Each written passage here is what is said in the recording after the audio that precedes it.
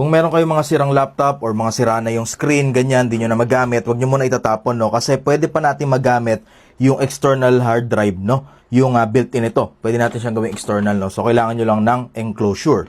So, ang gagawin lang natin, tatanggalin lang natin to, yung mismong hard drive niya. Pag nakuha na natin, ayan, lalagay lang natin siya dito sa enclosure na to. Eto, madali lang siya. I-slide nyo lang to. Pagka-slide, susundin nyo lang yung pin na nandito. Ayan, no? Kung paano yung pagkakatapat sa kanya. So, i-slide nyo lang na ganyan. Ito, sayang to.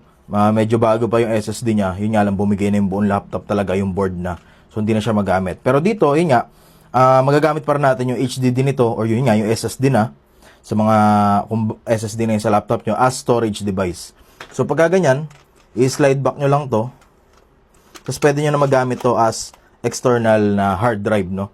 Or external na SSD. Since Type-C ito, pwede nyo gamitin yung included itong cable or kung meron ko yung Type-C cable, pwede nyo ito igabit sa PC or laptop nyo via Type-C cable. Pero may included naman siya na ganito. And ngayon, testing na natin to dito sa laptop natin. And yes, yun nga, pwede kayong magka-extra storage kung nabibitan na yung storage ng laptop nyo. So with this, di ba, meron kayong extra storage na pwedeng gawin. So balik tayo dun sa this PC. So nadagdagan na yung drive natin. So ito yon yung local E. Ito siya.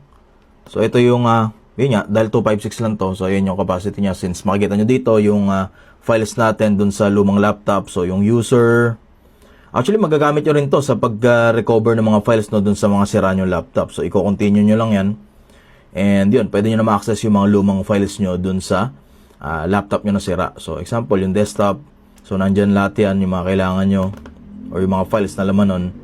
So yeah, no? Test naman natin yung speed niya. Meron tayong 1 gig na folder dito. Drag lang natin to or copy natin siya dito sa ating drive, no? Yung ano natin. So, pagka na may ginagawa siya or nag-read, ganyan, nagbi-blink siya. So, ayun yung speed niya.